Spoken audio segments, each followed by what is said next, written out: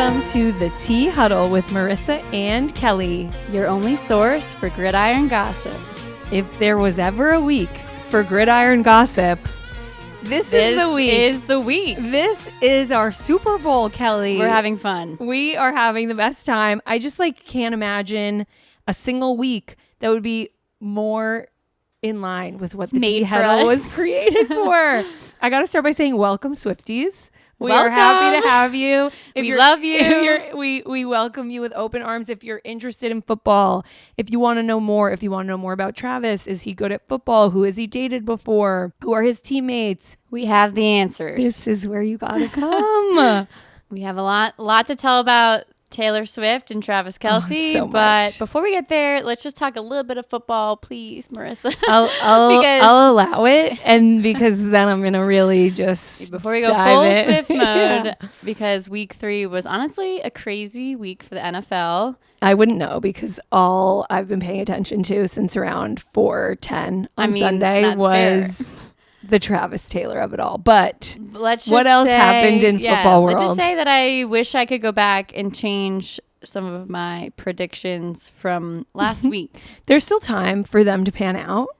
Yeah, you never know. It's early. It's only week 3, but a few predictions are not looking good.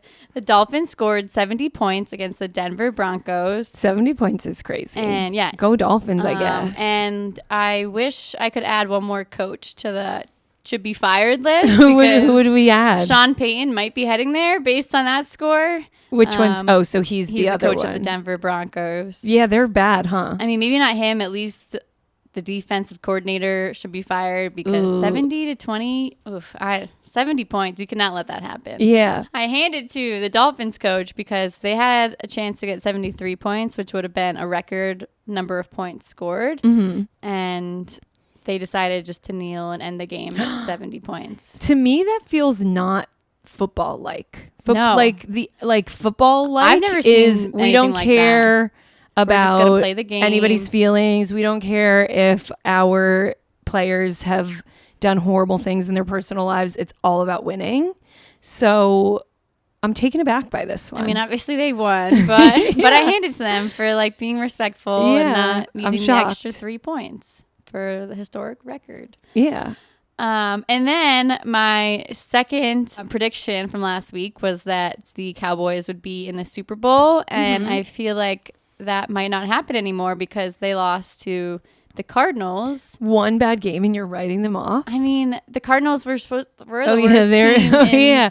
And I had their coach being fired last week. So maybe Jonathan Gannon's the coach of the Cardinals. And I thought if he kept it up, he would be fired. So I guess he's safe. He heard what you had to say and he was like, Kelly at the Tea Huddle is talking shit. We got to step it up. Protect my career. And he did. I guess he's able to pump up his team. All right. Well, good for him.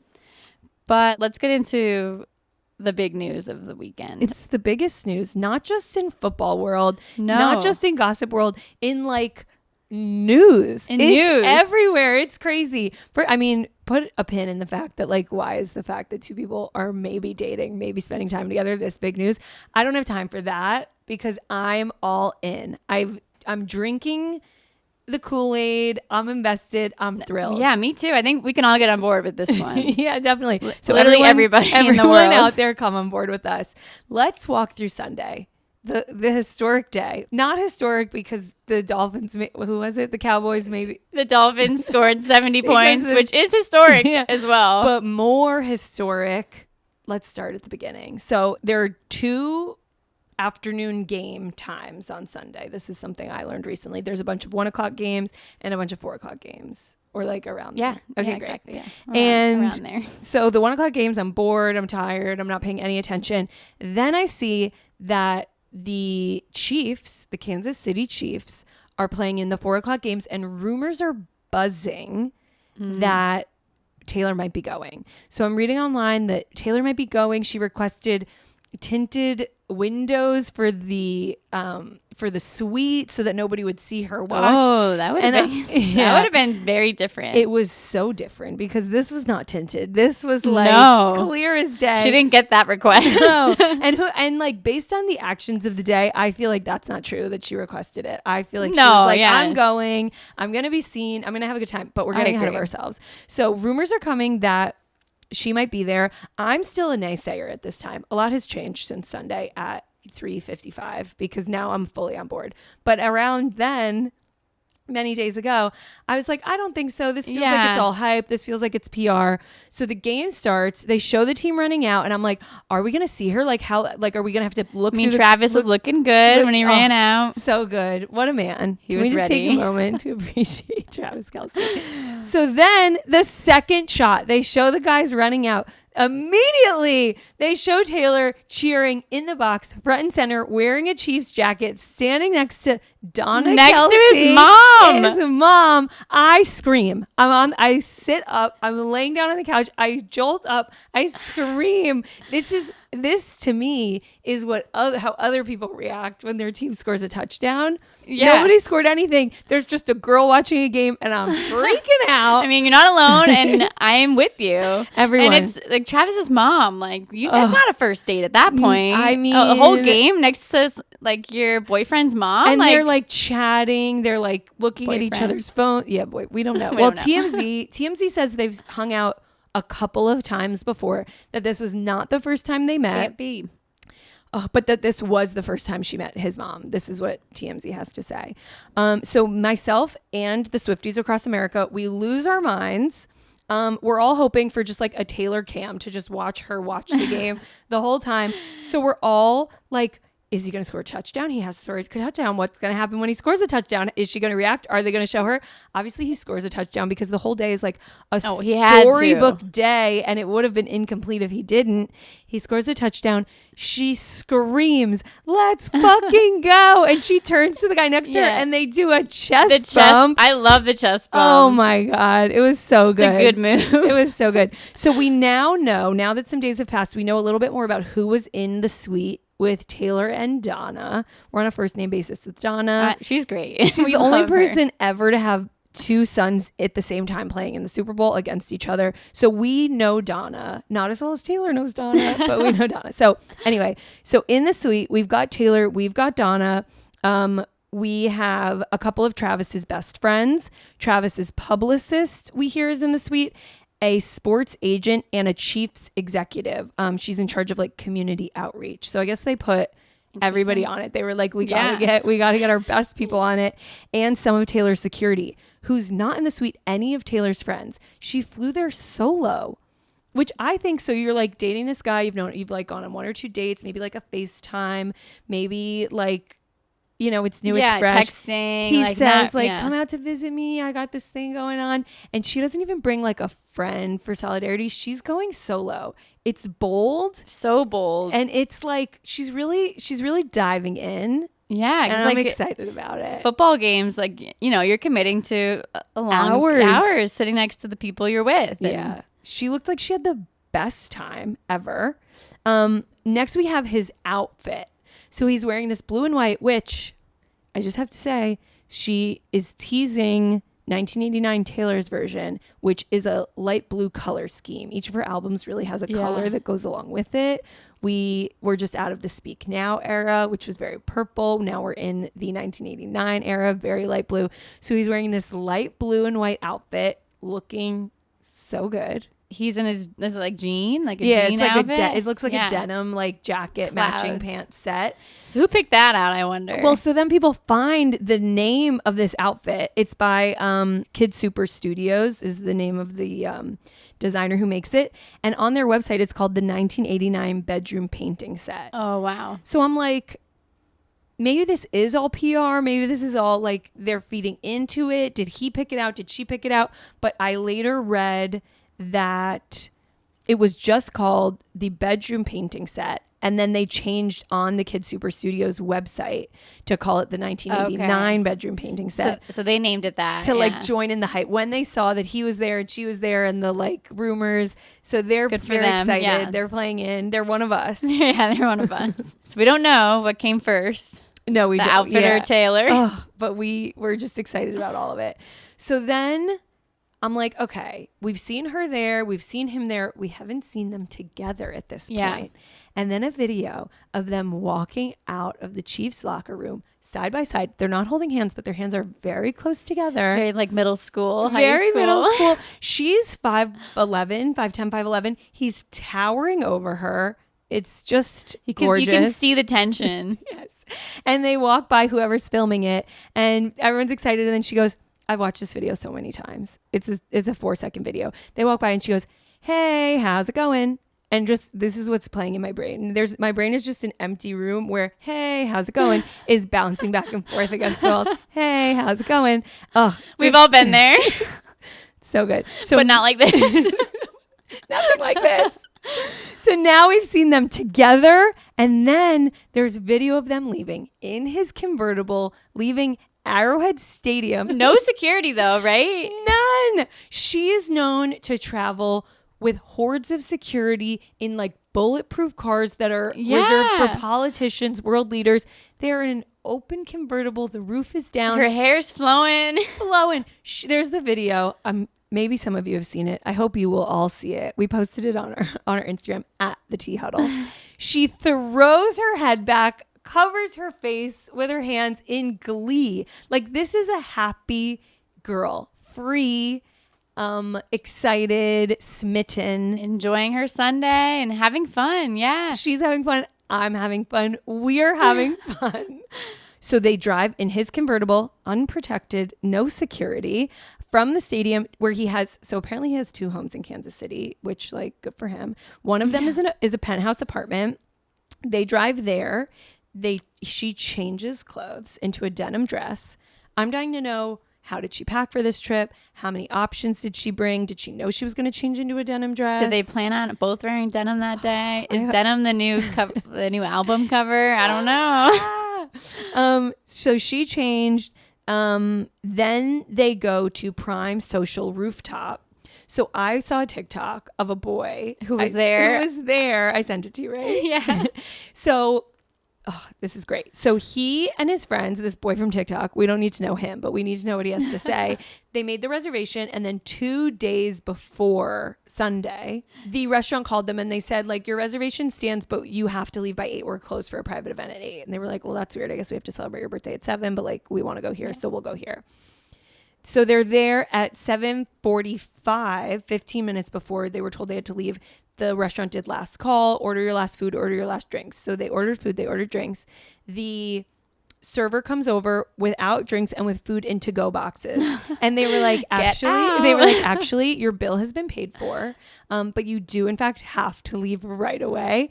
Rumors were saying that Taylor paid for everybody's food, but I have heard, and I believe, that Travis paid for everybody's food. Yeah, if he's hosting her, I would think he would too. But I heard about Taylor paying as well. Yeah, I think it got a little confusing because it was closed for Taylor. Yeah. But I don't think he would be like, hey, can you pay for everybody to leave? Like, he's showing her a night on the town. Yeah. He's paying for everyone. Imagine being those people. Right. And you're like in Kansas City. You're keeping your eye out. You're like, wait a second. I'm in a hot spot right now. Yes.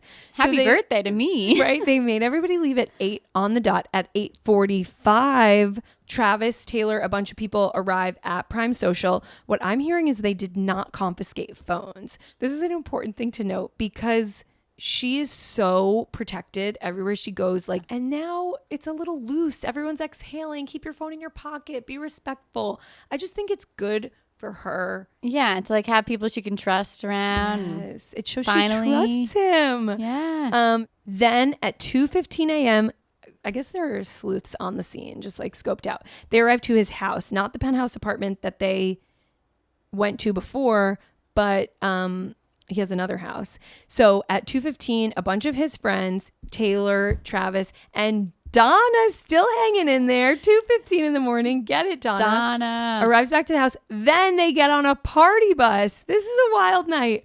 They get on a party bus. We don't know exactly where it goes. We think maybe a club, and it gets back to his house at 5 or 6 a.m. Ooh. So wait, was Donna there too? My sources can't confirm if Donna was there at 5 or 6 a.m., but like my gut says yes, Donna was still hanging. I don't know where Taylor slept that night because someone said that her vehicle was not still at his house in the morning. I guess the reporters had to sleep as well.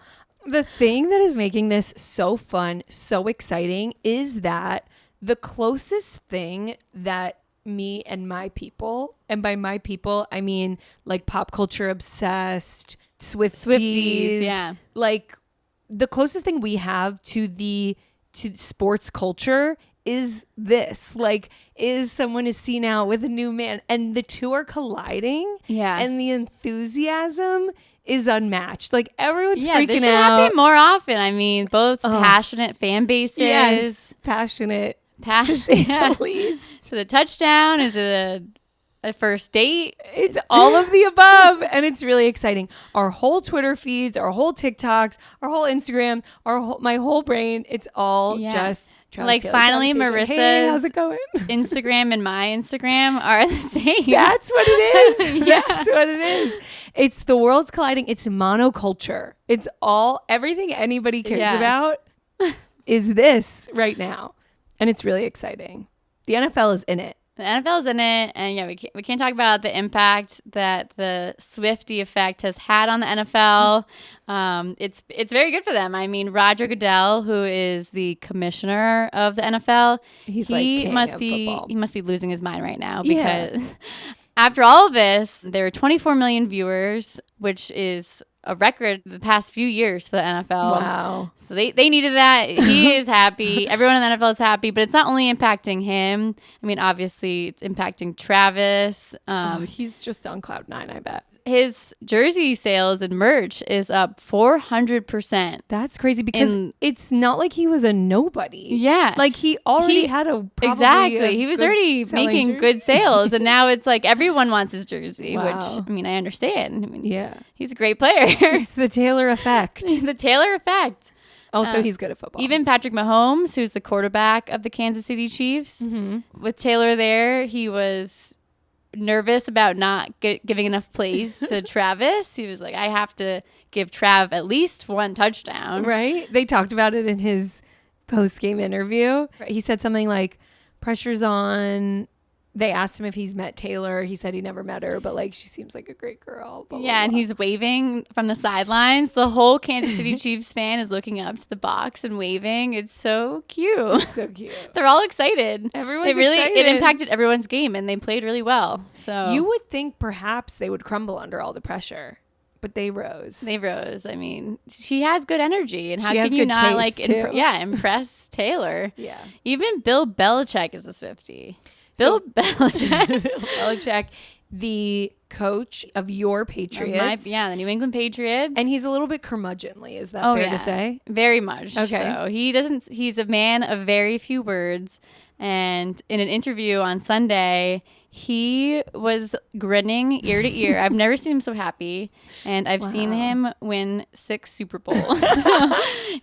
No day is more exciting than Taylor Swift Day. In an interview, Bill said that Travis Kelce, he's had a lot of great catches, but this is his biggest by far. And we all agree.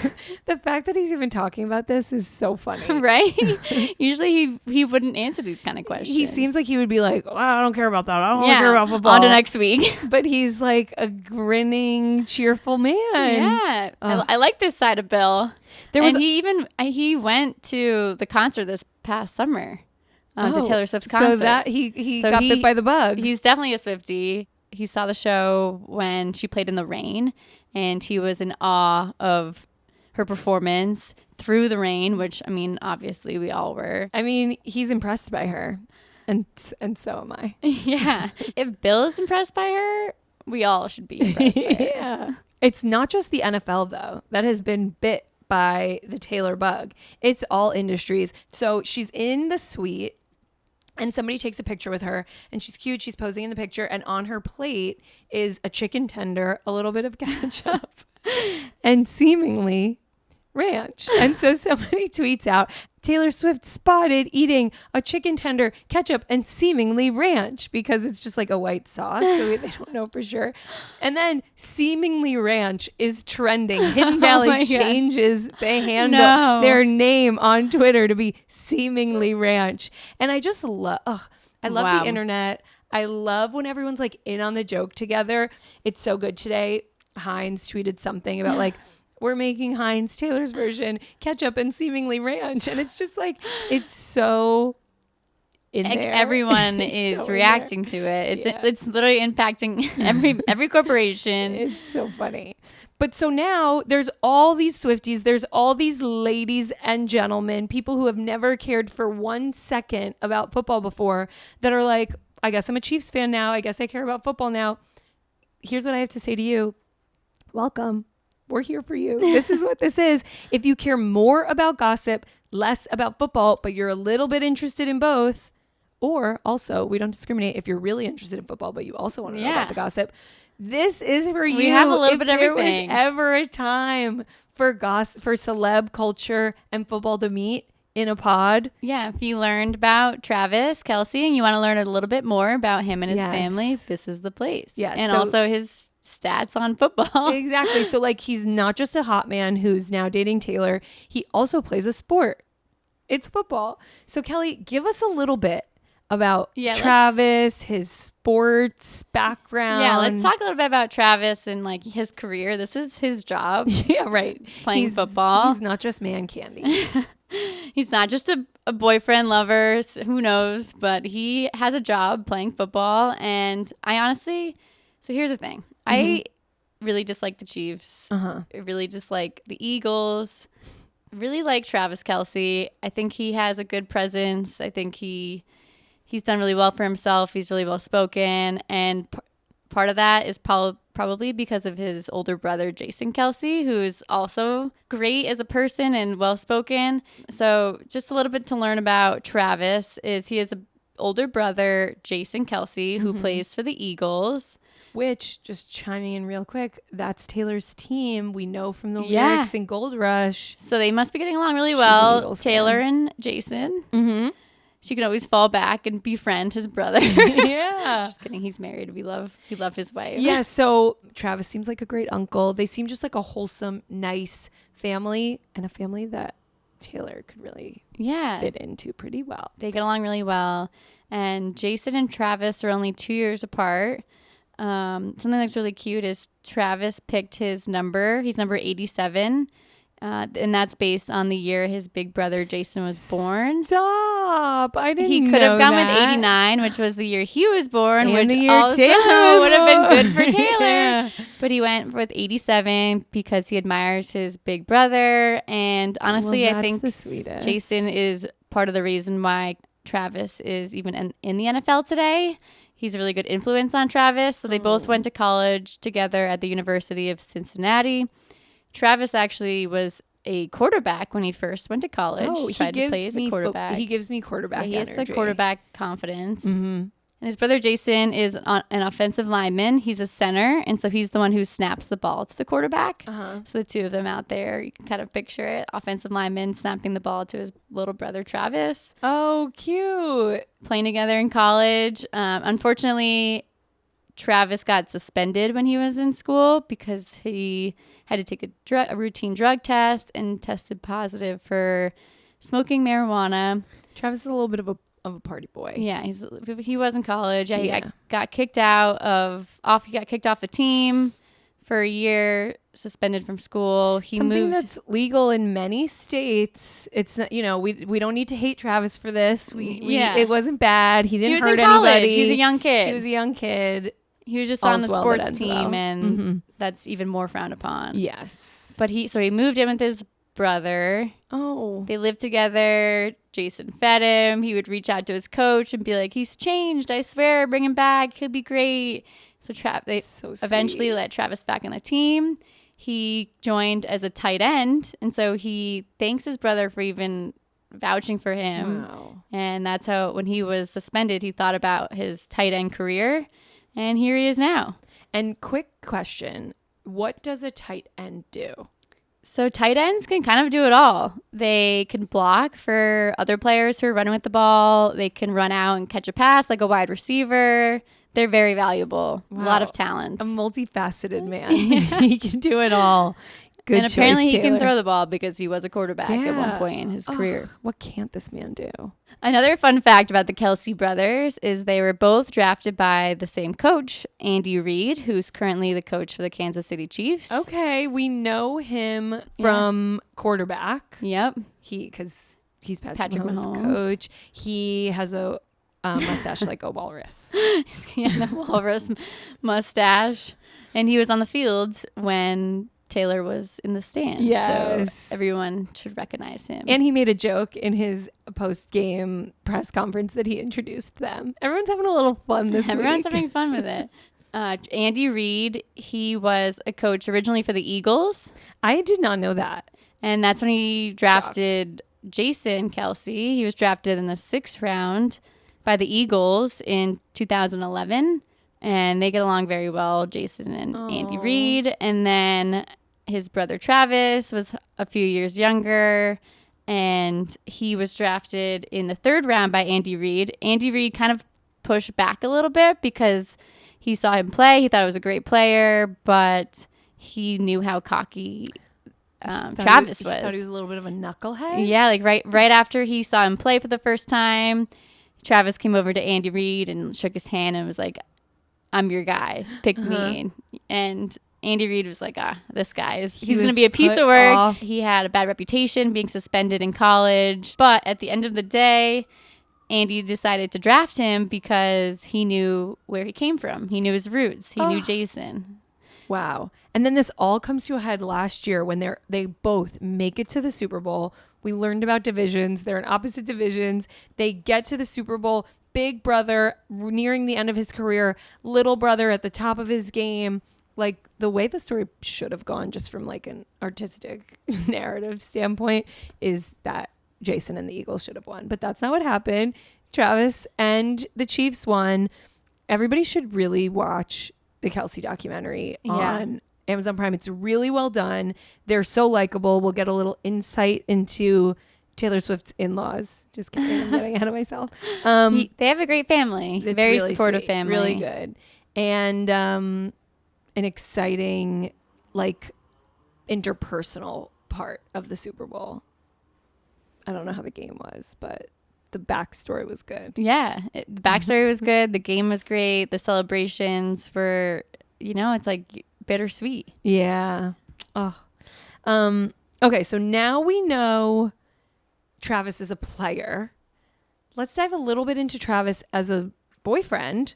So he doesn't have that much public dating history. He did have a dating show, iconic. So 2016, Travis is like a new hot young football stud out on the scene. E! Network gets a hold of this. They're like, let's give this man a dating show. The concept of the show was that he was dating 50 women from each of the 50 states. I watched it. It was the only time I had ever heard of him. Great content. It was great content. Took place in LA, right? The Coliseum. Yes. At USC. Yeah. Yes.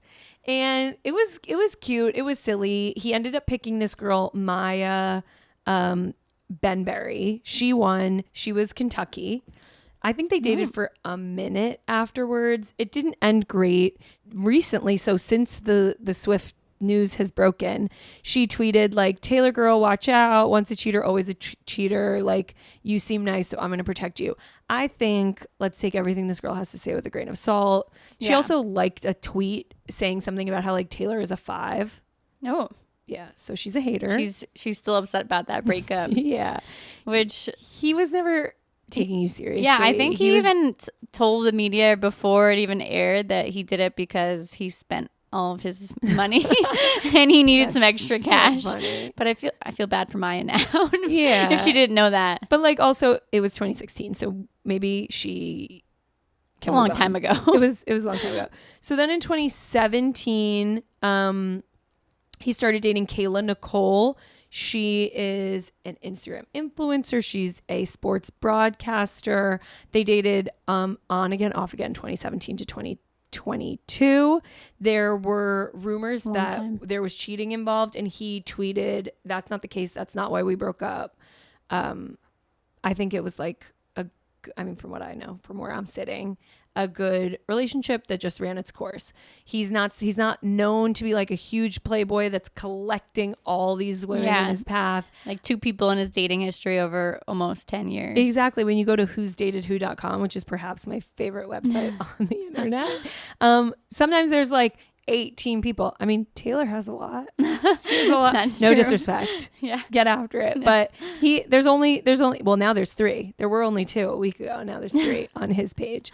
So we're endorsing this with our full stamp of approval. Can't wait to see where this goes. Hope she's at more games. We do have to keep in mind she's about to go on the international leg of her tour. His football season is in full swing. He's going to be busy. He's going to be, hopefully, if it's like last year, Super Bowl bound. So he's pretty much unavailable until February. She's going to be out on tour. But they seem like they're having a great time. And I just hope we get some more When does she content. leave for tour? Early November. She leaves for tour. She's going to Argentina. She's going to Brazil. She's going to Japan. She's going to Australia. She has a break from late November to early February. But you know whose schedule picks up in early February? Anybody who's playing in the Super Bowl. Then she's away February, March, May, June. So like maybe will she be in London? Maybe April. Is Kansas City going to London? There's usually a London game at some point. Are they? She's going to Liverpool and Edinburgh. All right. Let's hope for the next sighting. In the UK. Let's see them abroad. Let's see them abroad in the UK. Her in a beret. Anyway, exciting time for all of us here in the tea huddle and outside. Whether you know it or not, you're all in the tea huddle this week. That leads us to the segment of the week. What do we have today, Marissa? This week's segment is Step Out of the Car. Step out of the car, JC Jackson. Step out of the car. So who's stepping out of the car today is a cornerback for the Los Angeles Chargers. He formerly played for the New England Patriots as a cornerback. And there's currently a warrant out for his arrest in Massachusetts. Back when he was playing for the Patriots, he failed to appear in a probation hearing stemming from 2021. So the police have had enough with this guy. Marissa, tell us a little bit about him. Okay, so JC Jackson, he first got into the mix in 2015. He was an undergrad at University of Florida. He was arrested for armed robbery. The story was that he showed up to an apartment. He'd been to this apartment before for like parties and stuff. He knocks on the door. His face is not covered. The resident opens the door and they're like, "Oh, hey, I know you. What's up? Come on in." Him and 2 other guys walk in. One of them pulls a handgun, makes the resident and 2 of the guys' friends who are visiting get on the ground, takes their money out of their pockets, takes their weed and his Xbox, and they leave. CJ like Jackson, no mask, just like walking in there. No, just literally like hey, we're here to rob you. To his friend. To like a guy that he knew. Damn. He pled not guilty. Charges were dropped. Either because he wasn't the one with the gun or who physically removed the items from the home. He's a good lawyer. Maybe he has a good lawyer, or because football players just don't face consequences for their actions. But it was one of those. We don't know. We don't know exactly which one it was. Definitely then one of those. In 2021, he's charged with criminal speeding. He's ordered to pay a $600 fine and take a 4-hour reckless driving class. He had until September 22nd, 2023 to do this. So that's like 2 years to pay $600. Yeah. He has signed an $82.5 million contract. So it's not like he had 2 years to come up with $600. Yeah. He had 2 years to write the check. That brings us to this week when the time was up for him to pay this measly $600 fine. And he didn't do that. He did not take the 4-hour driving class. He did not show up in court. So now a warrant has been issued for his arrest. Not great for him, but good if you're, into the gossip surrounding the NFL. So yeah, I mean, how does that happen? Were you like, did he just forget? Does he have like a bad... But like, if you're in the NFL, lawyer? You have agents, you have lawyers, you probably have a publicist. Maybe you're not Travis Kelce dating Taylor Swift, but like, you're a big shot in the NFL. You have an assistant. You have somebody who can have it in their calendar that says, write a check, take a 4-hour driving class. He probably didn't even have to take the class himself. He could probably pay somebody else to do it for him, honestly. And none of those things happened. I understand because LA is very far from Massachusetts. So maybe he just kind of, thought he could escape it all by moving to California. But I remember hearing about this because he was a surprise inactive on the roster on the Chargers this weekend when they got their first win of the season, and he was not playing, and he's a good player. So all of a sudden he was inactive. So we'll see where this goes. We'll see if he gets arrested. We'll see if we get another mugshot because we've already seen a couple from him. And now it's time for the final goss. Final goss. So much going on. We actually had quite a few contenders for the final goss. It could have been that NFL fave / T Huddle foe, Tyreek Hill, says he wants to be a porn star when he retires. Okay. Or it could have been that a different Dolphins player may have impregnated 4 different women within the same 9 months. We actually have a lot to say about him, so I think we might have to get into that next week, but not this week. It could have been that a player on the Jets is saying Sweet McCorkle smacked him or grabbed him something in the crotch. It didn't happen. Nothing to talk about here. Let's move on. Which is now being investigated by the league, but it's none of those stories. Instead, our final goss this week is that an NFL wife and a Jersey Shore girl are getting into it online. Now, this sounds like reality TV. Yeah, this is what we want from the final goss.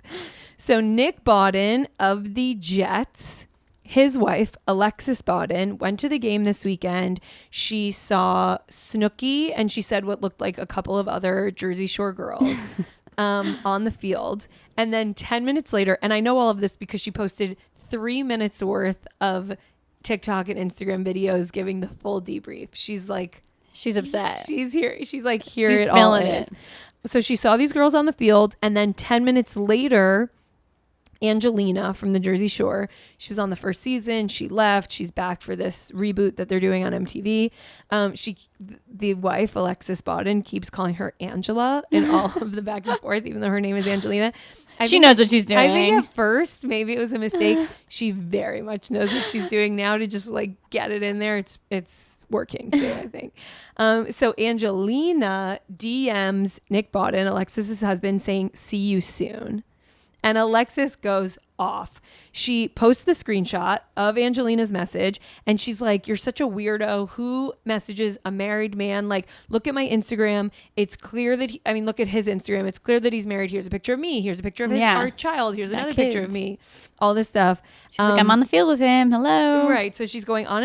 And then Angelina DMs her saying, "I never hit on your husband. Like, please take down your videos." And instead of Alexis taking them down, she screenshots Angelina's message, posts that onto her TikTok, along with saying her response, which is, "Angela, I don't really care how it happened. I must have mistook you for another one of your friends because y'all look the same. Ooh. But maybe just don't DM other people's husbands, weirdo." Yeah, Angela. Yeah, Angela. Then there was just a lot of back and forth. Angelina ended up posting on her Instagram this whole long thing. They went back and forth, lots of videos. It was messy. It was silly. We love it. I think we got to be team Alexis in this one. Yeah, Alexis is not taking it. She's not taking any bullshit. And as a rule, let's just like not slide into the DMs of husbands. Yeah, not even a hello, see you soon. Yeah, I won't see you soon. Yeah. You should see your wife soon. Yeah. We love a little Nobody do that to Travis. No. Respect what they Yeah, have. respect it. We love a little lighthearted Instagram quarrel. We love that nobody is coming after Taylor or Travis. We're leaving it to Nick Bawden and Alexis and Angela. They all wanted to be seen and heard, and they were. What a week, you guys. What a week. What a week. And there's more to come, as Marissa hinted on next week. There's so much still to talk about. So please tune in next week and stay juicy.